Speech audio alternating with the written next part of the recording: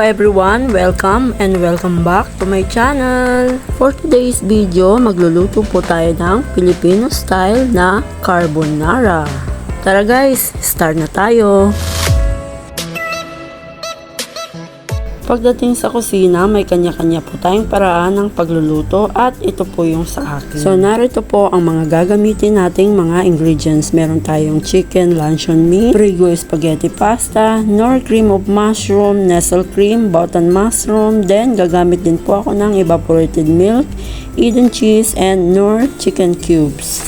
So ngayon, sa kumukulong tubig na may asin at mantika, ilagay na po natin ang ating pasta and cook for 11 to 13 minutes according sa packaging nito. At ngayon naman, tunawin ko lang itong Knorr cream of mushroom sa room temperature na tubig. Ayan. Then haluin ko lang ito ng wire whisk.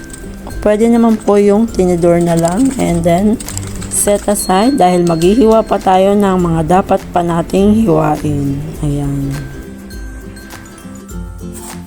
Kanina guys, nahiwa ko na yung ating chicken luncheon meat and ang ating button mushroom. Ngayon naman itong ating sibuyas and then yung bawang.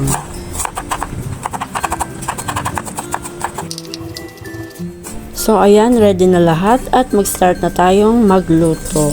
Unahin ko lang itong ating sibuyas. Higisa lang natin ito hanggang sa lumabas yung aroma. At isusunod na rin natin ang ating bawang.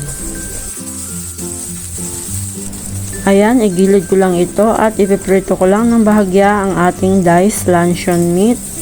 Then, lagyan ko din ito ng butter.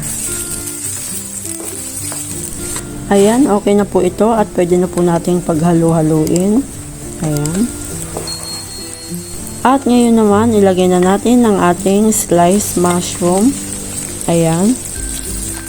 Igisa lang natin ito ng mga 1 minuto.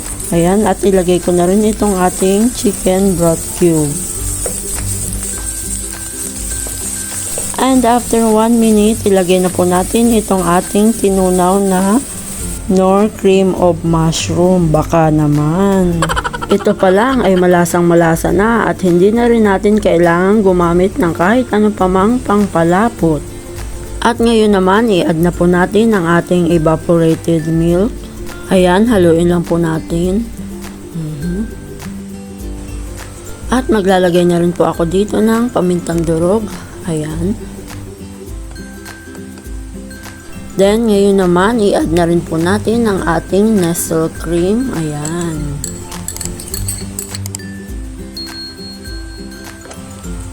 At ngayon naman, tikman na natin at i-adjust nyo na lang according to your taste.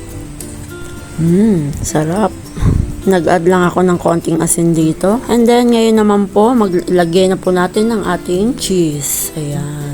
Tapos, haluin lang. Then, isasali natin ito sa mas malaking kawali dahil umaapaw ang ating sauce. Ayan o. And guys, kung bago ka pa lang sa aking YouTube channel, huwag kalimutang mag-like, share, and subscribe. And don't forget to click the notification bell para ma-notify po kayo sa lahat ng uploads.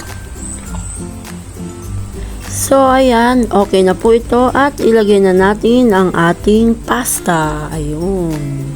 Haluin lamang po natin ito at pagkatapos pwede na po natin itong iserve sa ating buong pamilya. Ayan, kainan time. O, tingnan nyo naman, napaka-creamy at napakasarap nito and napakadali pong lutuin. Tara guys, kain po tayo. And thank you for watching guys. Keep safe and God bless. Bye-bye.